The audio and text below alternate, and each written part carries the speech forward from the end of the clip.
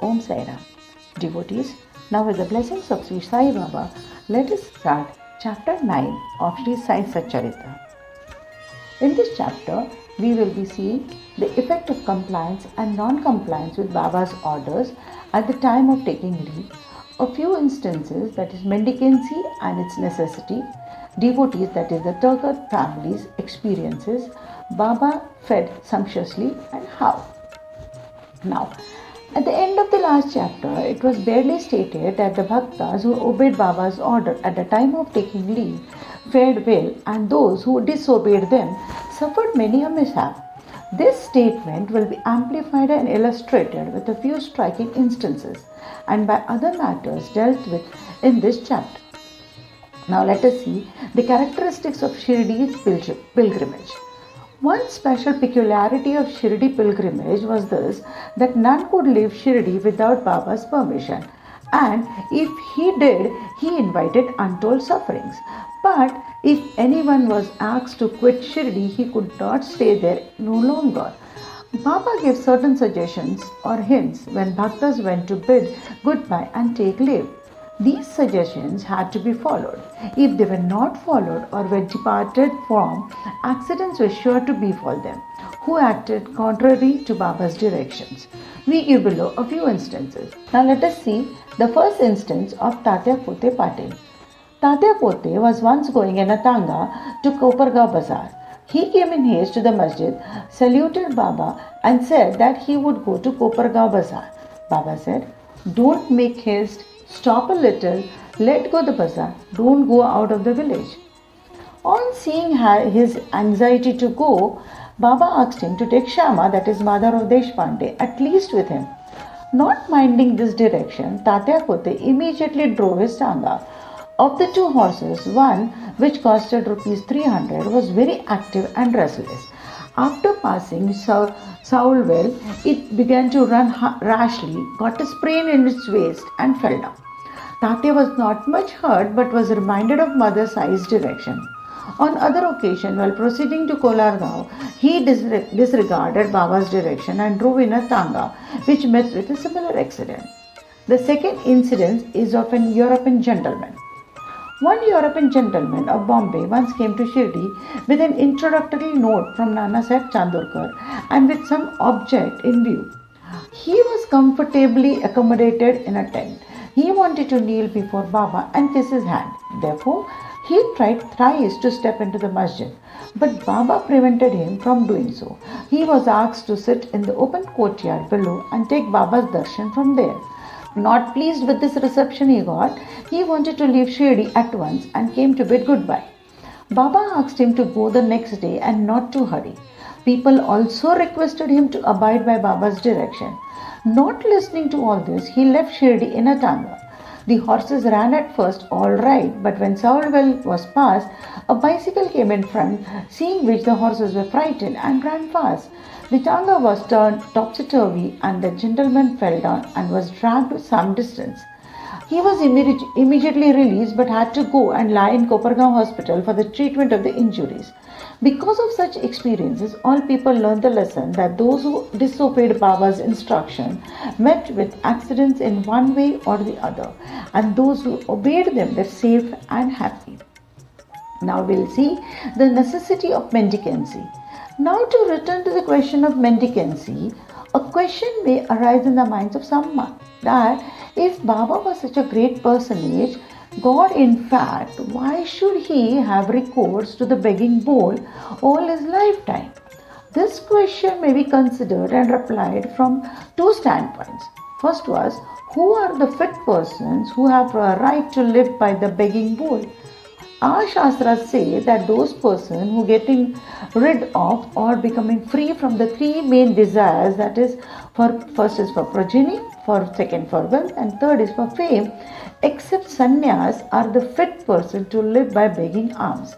They cannot make cooking arrangement and dine at home. The duty of feeding them rests on the shoulders of householders. Sai Baba was neither a householder nor vanaprastha. He was a celibate sannyasi, that is, a sannyasi from boyhood. His firm conviction was that the universe was his home. He was the Lord Vasudeva, the supporter of the universe and the imperishable Brahman. So he had a full right to have recourse to the begging bowl. Now, the second one is from the standpoint of Panchasuna, that is 5 sins and their atonement. We all know that in order to prepare foodstuff and meals, the householders have to go through 5 actions or processes, which is first one being kandani or pounding, second peshani or grinding, third udakumbi or washing pots, fourth marjani or sweeping and cleaning, and fifth is chulli, that is lighting earths. Now, these processes involve destruction of a lot of small insects and creatures, and thus the householders incur a lot of sin. In order to atone for this sin, our Shastras prescribe 5 kinds of sacrifices, which Brahma Yajna, Veda Dhyana, offering to Brahman or the study of the Vedas, Pitra Yajna, offering to the ancestors, Deva Yajna, offering to the gods, Bhuta Yajna, offering to the beings, Manashya Atiti Yajna, offering to men or uninvited guests. If these sacrifices enjoined by the Shastras are duly performed, the purification of their minds is effected, and this helps them to get knowledge and self-realization. Now let us see some devotees' experiences. Now to return to the other more interesting subject, Lord Krishna had said in the Bhagavad Gita, "Whosoever devotedly offers to me a leaf, a flower, or a fruit or water of that pure-hearted man, I accept that pious offering." In the case of Sai Baba, if a devotee really longed to offer anything to Sai Baba, and if he afterwards forgot to offer the same, Baba reminded him or his friend about the offering and made him present it to him, and then accepted it and blessed the devotee. A few instances are given below. First one is Tarkhad family, father and son. Mr. Ramachandra Atmaram alias Baba Saheb Tarkhad, formerly a Pratna Samajist, was a staunch devotee of Sai Baba. His wife and son loved Baba equally or perhaps more. It was once proposed that Master Tarkhad should go with his mother to Shree and spend his May vacations there. But the son was unwilling to go, as he thought that in case he left his home at Bandra, the worship of Sai Baba in the house would not be properly attended to, as his father, being a Pratna Samajist, would not care to worship Sai Baba's enlarged portrait. However, on his father's giving an assurance of oath that he would perform the worship exactly as the son was doing, the mother and son left for Shirdi on one Friday night. Next day, that is on Saturday, Mr. Tarkhad got up early, took his bath, and before proceeding with the puja, prostrated himself before the shrine and said, "Baba, I am going to perform the puja exactly as my son has been doing, but please let it not be a formal drill." After he performed the puja, he offered a few pieces of lump sugar as naivedya, that is offerings, which are distributed at the time of the lunch. That evening and on Sunday, everything went on well. The following Monday was a working day, and it was also passed well. Mr. Tarkhad, who had never performed puja like this in all his life, felt great confidence within himself that everything was passing on quite satisfactorily according to the promise given to his son. On Tuesday, he performed the morning puja as usual and left for his work. Coming home at noon, he found that there was no prasad, that is sugar, to partake of when the meal was served. He asked the servant, the cook, who told him that there was no offering meat that morning and that he had completely forgotten that to perform that part of the puja, that is of offering naivedya. After hearing that, he left his seat and prostrated himself before the shrine, expressed his regret at the same time, chiding Baba for the want of guidance in making the whole affair a matter of mere drill. Then he wrote a letter to his son stating the facts and requested him to lay it before the Baba's feet and ask his pardon for his neglect. This happened in Bandra at Tuesday noon. At about the same time, when the noon Aarti was just about to commence in Shirdi, Baba said to Mrs. Tarkhad, "Mother, I had been to your house in Bandra with a view of having something to eat. I found the door locked. I somehow got an entrance inside and found to my regret that Bhau, that is Mr. Tarkhad, had left nothing for me to eat. So I have to return from there without eating anything. The lady could not understand anything, but the son, who was close by, understood that there was something wrong with the puja in Bandra, and he therefore requested Baba to permit him to go home. Baba refused the permission but allowed him to perform puja there.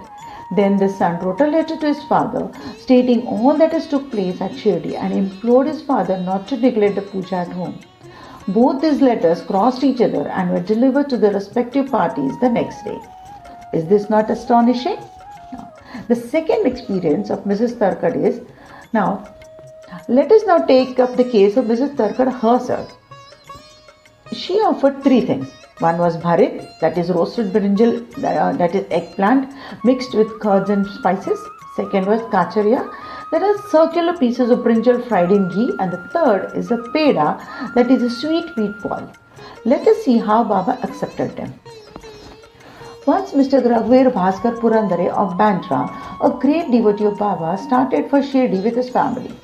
Mrs. Tarkhad went to Mrs. Purandare and gave her 2 brinjals and requested her to prepare bharit of 1 brinjal and kacharia of the other when she went to Shirdi and served Baba with them. After reaching Shirdi, Mrs. Purandare went with her dish of bharit to the masjid when Baba was just about to start his meals. Baba found the bharit very tasty, so he distributed it to all and said that he wanted kachariyas now. A word was sent to Radhakrishna Mai that Baba wanted kachariyas. She was in a fix, as that was no season of brinjals. How to grade brinjals was the question. When an inquiry was made as to who bought the bharit, it was found that Mrs. Purandare was also entrusted with the duty of serving kachariyas. Everybody then came to know the significance of Baba's inquiry regarding kachariyas and were wonderstruck at Baba's all-pervasive knowledge. In December 1915 AD, one Govind Balaram Mankar wanted to go to Shirdi to perform the obsequies of his fathers. Before he left, he came to see Mr. Tarkhad. Then Mrs. Tarkhad wanted to send something with him to Baba. She searched the whole house but found nothing except a peda which has already been offered as naivedya. Mr. Mankar was in mourning. Still out of great devotion to Baba, she sent the peda with him, hoping that Baba would accept and eat it. Govind went to Shirdi and saw Baba, but forgot to take the peda with him. Baba simply waited. When again he went to Baba in the afternoon, he went empty-handed without the peda. Baba could wait no longer and therefore asked him straight, "What did you bring for me?" "Nothing," was the reply.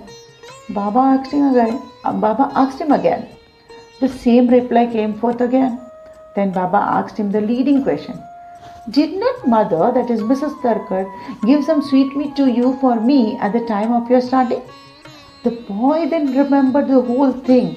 He felt abashed, asked Baba's pardon, ran to his lodging, brought the peda and gave it to Baba. As soon as Baba got it in his hand, he put it in his mouth and gulped it down. Thus the devotion of Mrs. Tarkhad was recognized and accepted. "As men believe in me, so do I accept them," was proved in this case. Now let us see how Baba fed sumptuously. Once Mrs. Tarkhad was staying in a certain house in Shirdi. At noon, meals were ready and dishes were being served when a hungry dog turned up there and began to cry. Mrs. Tarkhad got up at once and threw a piece of bread, when the dog gulped it down with great relish. In the afternoon, when she went to masjid and sat at some distance, Baba said to her, "Mother, you have fed me sumptuously up to my throat. My afflicted pranas, that is the life forces, have been satisfied. Always act like this, and this will stand you in good stead. Sitting in this masjid, I shall never ever speak untruth. Take pity on me like this. First give bread to the hungry and then eat yourself. Notice well." She could not at first understand the meaning of what Baba said.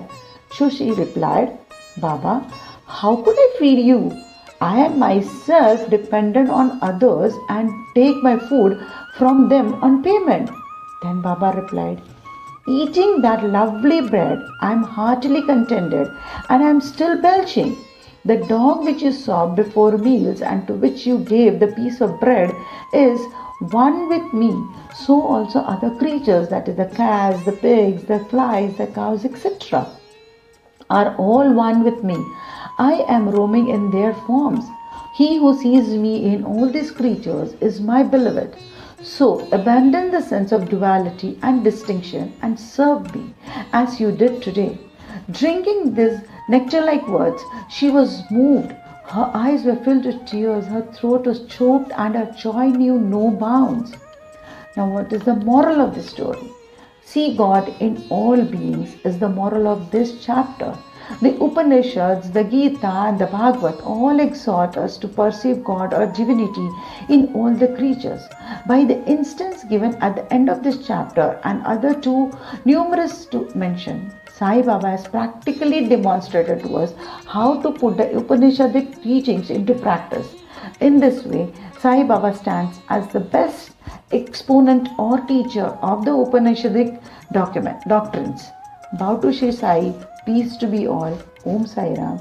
Devotees, do not forget to like, subscribe and comment on this channel. Om Sai Ram.